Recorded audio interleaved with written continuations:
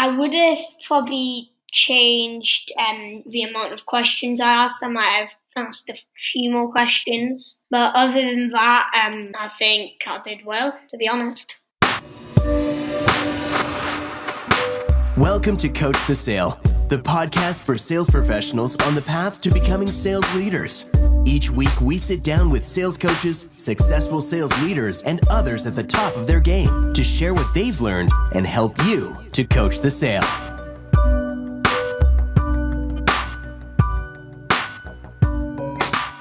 Hi, and welcome to episode number 7 of Coach the Sale. I'm your host, Matt Heyman. Thank you very much for taking the time to join me today.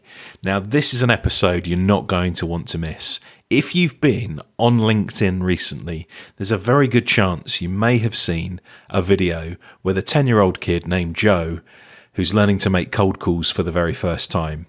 Now, Joe is our CEO, Kevin's son, and a couple of weeks ago, he came in during one of his school holidays to spend the day at Refract at his own request to find out a bit more about cold calling and to start to make some calls. We go into what Joe enjoys when he's not making dials, Joe's groundbreaking pet product he developed with his friends at school, Joe's experiences cold calling for the very first time, how he prepared for calling and managed to stay calm when calls got difficult, what he learnt throughout the day, and finally, Joe's tips for anyone reluctant to make cold calls. I think you're going to enjoy this episode. It's a lot of fun. Let's get straight to it. Let's chat with Joe.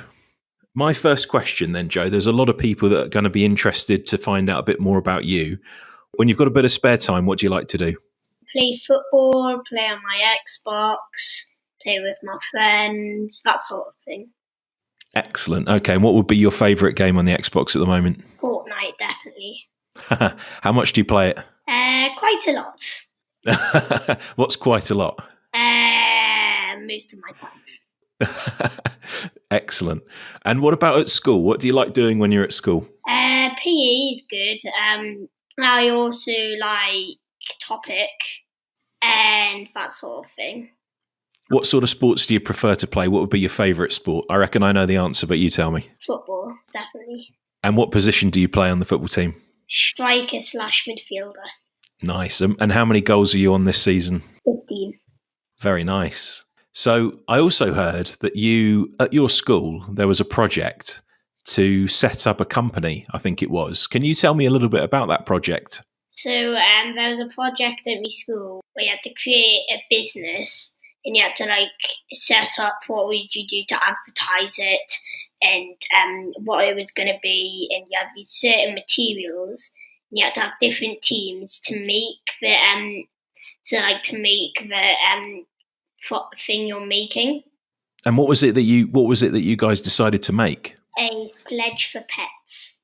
So when would somebody use that? If in the winter, if they wanted their dog to get fresh air. Basically, we had seatbelts and everything, so they wouldn't fall off or anything. I like the sound of that. Excellent. So are you going to be on Dragon's Den at some point in the future, do you think? Maybe.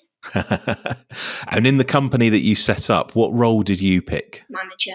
So what is it about that role that you like or you're interested in? I like to do everything. And what about advertising the product? Did you come up with any ideas about how you were going to advertise the product? I'm looking for a few ideas here. We did a video advert. I think it was a TV advert. I think we did newspapers and cold calling. Fantastic. Oh, a bit of cold calling. That's a nice segue. You're a pro. So you came into work at Refract for a day. You were doing some cold calling or maybe warm calling, people that sort of knew that they were going to hear from you at some point that day. Talk me through what happened on the day. Paint a picture for me over the day from start to finish. So in the morning, so I recorded a video with Mark about what's happened at the start and stuff and what we're going to start with and stuff.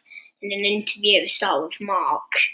And writing a little cheat sheet and stuff. And remembering what I meant to say. And I remember that on that first video, I remember that you really didn't know, you pretty much didn't have any idea what you were going to be saying or anything at all, it looked like to me. Yeah, definitely. So what did Mark do in those early stages to sort of get you ready to start making those calls? What were some of the things that he helped you with? You mentioned a cheat sheet, but was there anything else that Mark did? So he wrote down a cheat sheet I practiced it a couple of times. We pretended like he was calling me and stuff. Okay, so you did that. Then what did you do after that? What was the next stage for you once you'd had that conversation with Mark and he'd helped you a little bit? We decided to make our first cold call, and it went on from there. And how did that first one go? Can you remember? It went all right. I can remember my speed was good. I asked a few questions, but I could have improved the amount of time I spoke and the amount of time the other person spoke. How did you know that? How did you know that was something that you could improve? Because I actually used Refract to help me with it, with what I did good and what I did bad. So I got to see how well I did, and that's how I improved. Did you find that helpful then? That must have been quite useful to hear yourself back. Yeah, it was very useful because it also told me what I did wrong and what I did right. Okay, and so let's fast forward towards the end of the day. I remember that one of those last calls that you made. It was virtually, you didn't have much of a script and it seemed to go really well. Talk about the difference between when you first started and that last call where you did really well. What had changed for you and what had helped you change? I definitely asked more questions. I used words more, and I let this other person speak a bit more and ask questions to me and that sort of thing. And yeah.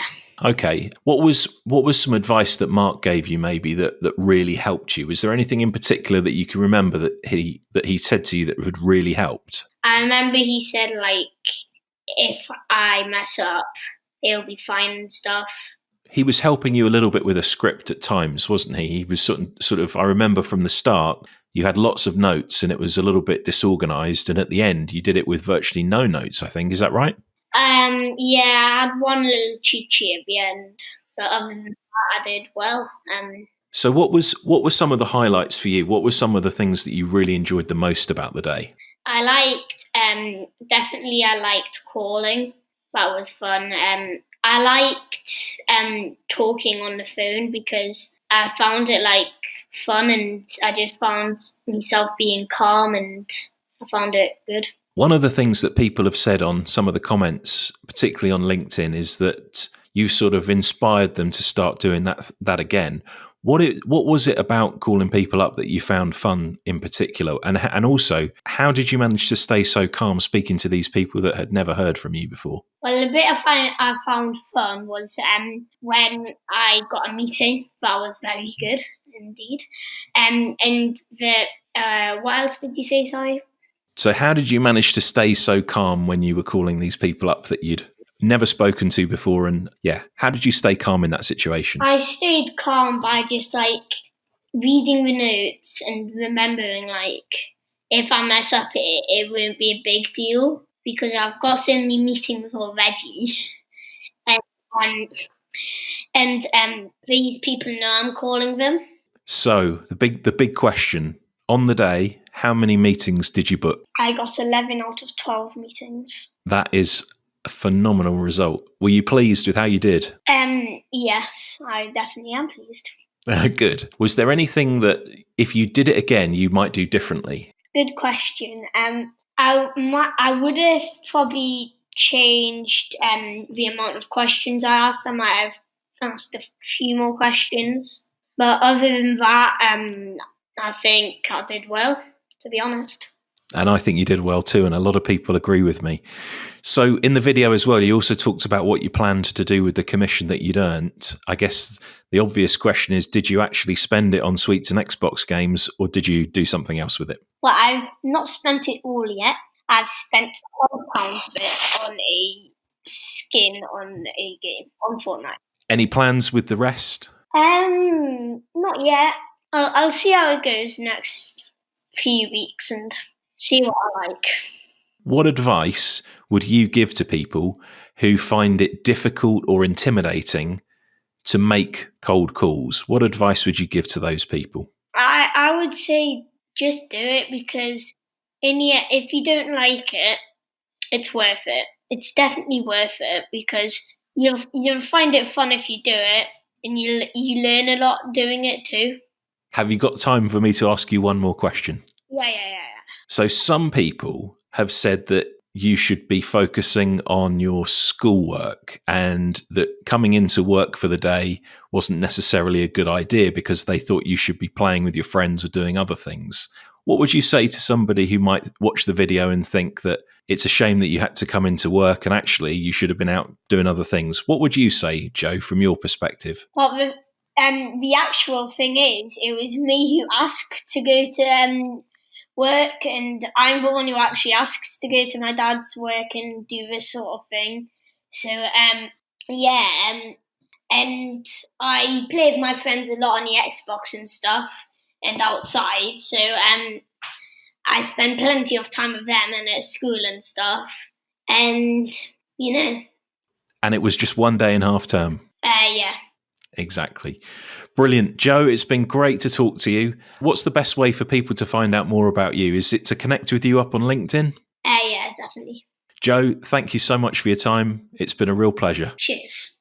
Thanks for listening to another episode of Coach the Sale. For show notes, sales coaching resources, and more, visit refract.ai/coach.